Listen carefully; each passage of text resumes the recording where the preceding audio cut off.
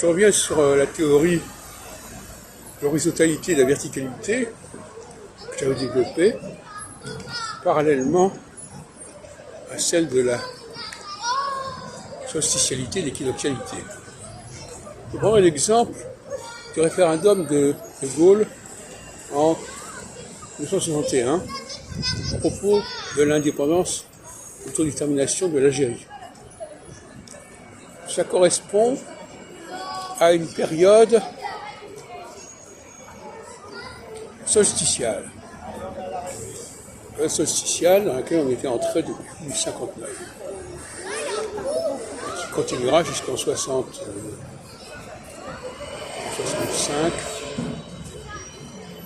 avec une période équinoxiale qui aboutira d'ailleurs aux événements sociaux de 68, qui sont une véritable guerre civile en quelque sorte. Et bien justement en 61-62, De Gaulle veut éviter la guerre civile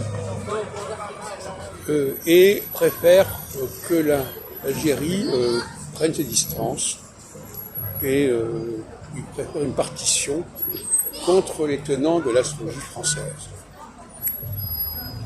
Et c'est ce qui va se produire, puisque le référendum répondra à cette demande d'un oui franc et massif du général de Gaulle et correspondra à l'idée que de Gaulle se faisait à ce moment-là, contrairement d'ailleurs à ce qu'il avait dit, quand il avait dit je vous ai compris, etc.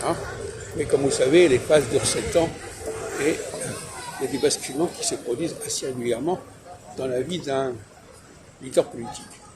Donc à ce moment-là, en 61-62, l'idée c'était bien du divorce définitif entre la France et l'Algérie. Peut-être pas sous les conditions qui ont été les celles, mais on reste le même.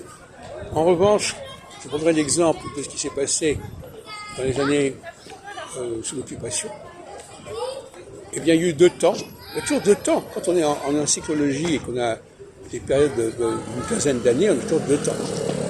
Il y a eu un premier temps, jusqu'en 1942, de ségrégation sociale. Les Juifs continuaient à exister en Allemagne, mais avec des limitations considérables. Et puis, tout d'un coup, si on peut dire, on est passé à une ségrégation spatiale et non plus verticale, une ségrégation de type solsticial.